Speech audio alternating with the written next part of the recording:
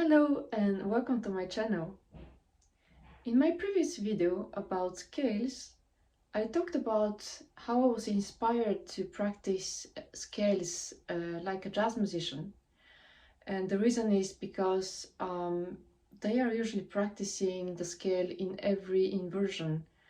And me as a classical musician, I was always taught to practice from root position.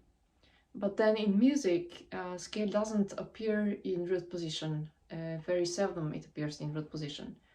And that's why we need to be aware of how the scale will appear in all of the positions and practice it. And that will also lead to one of the other things that I'm going to tell you about here, which is scale patterns. And we're also going to talk about this new scale that I discovered recently by a Soviet violinist called Albert Markov, and I will post also a link below with his scale method. So when I practice scale, I want to feel more engaged. I want to feel that I'm striving for quality and awareness of every note. But typical scales are built in the same way, like fingerings are the same, the shifts are the same, the interval patterns are the same, and over time that becomes a boring activity. So I'm going to show you how I practice G major scale according to Albert Markov's system.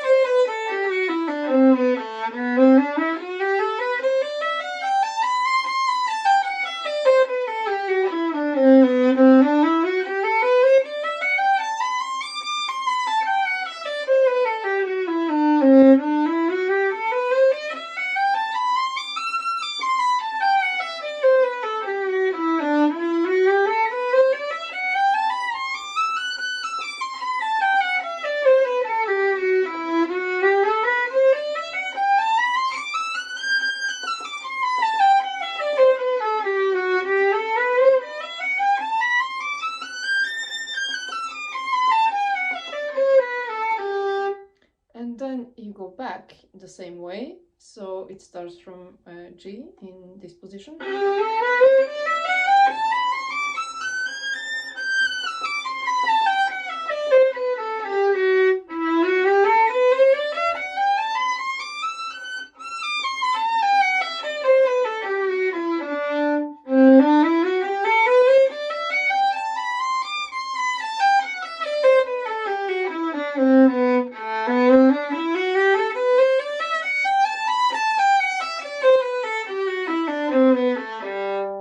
So what Markov is doing in these scales, he's creating a 4-finger pattern or 4-finger blocks, starting from the first finger and going up and then down, except for G major, which we just play now, which starts on open string, but then it goes from the first finger. And then we just change position for the second position and play the same, and then we are going to the third position and so on, which is more realistic, talking about how the scale appear in music. Another thing we need to talk about is the benefit of playing scales also, not only for the left hand and learning these patterns, but also to learn the position of your arm and wrist. So you should feel very free in your arm, and you should think about this straight line here, which is appearing when you play with the same finger pattern. And you may also see a problem in your technique when you play the scale in that way, like climbing in every position. So you should pay attention to your wrist.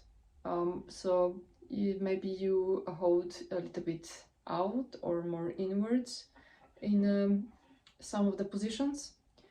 So the scale will also help you to calibrate this position of your hand, of the wrist, and when you're playing and changing positions and strings, your arm should swing and you should feel very comfortable and relaxed in the arm. So there are two modes of the scale. First one is the slow mode, where we can practice your vibrato and sound production. So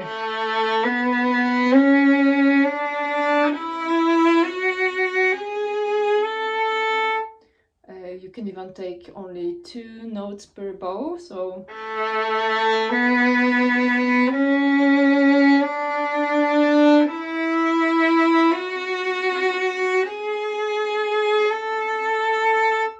and like I said before, you should strive to have the same sound here, like on the tip. And also that's a very good practice for the left hand, for the vibrato, and you probably discover the different position you need to have when you do vibrato on every each note of the scale, because the position of the hand is changing. And the second approach is of course for building speed, so you can practice the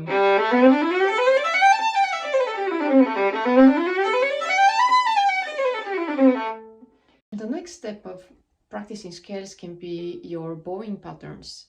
So there are endless possibilities to practice. For example, you can start with 4 notes, it's the same bow.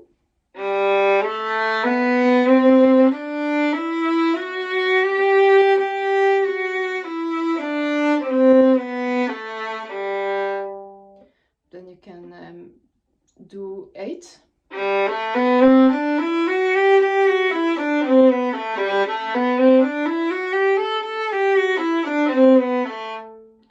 And you should also always strive for the evenness of the bow, so it has to sound the same on all of the parts of the bow. You can do 2 legato and 2 détaché.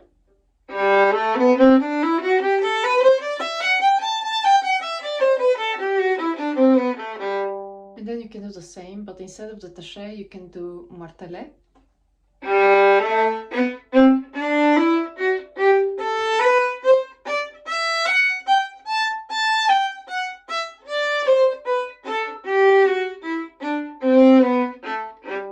My favorite is to do 4 legato and 4 détaché.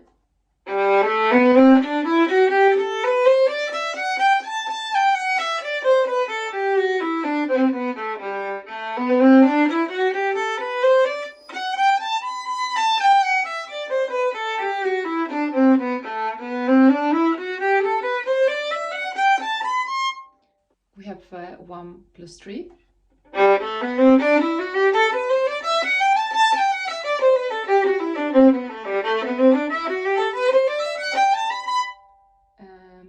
And 3 plus 1.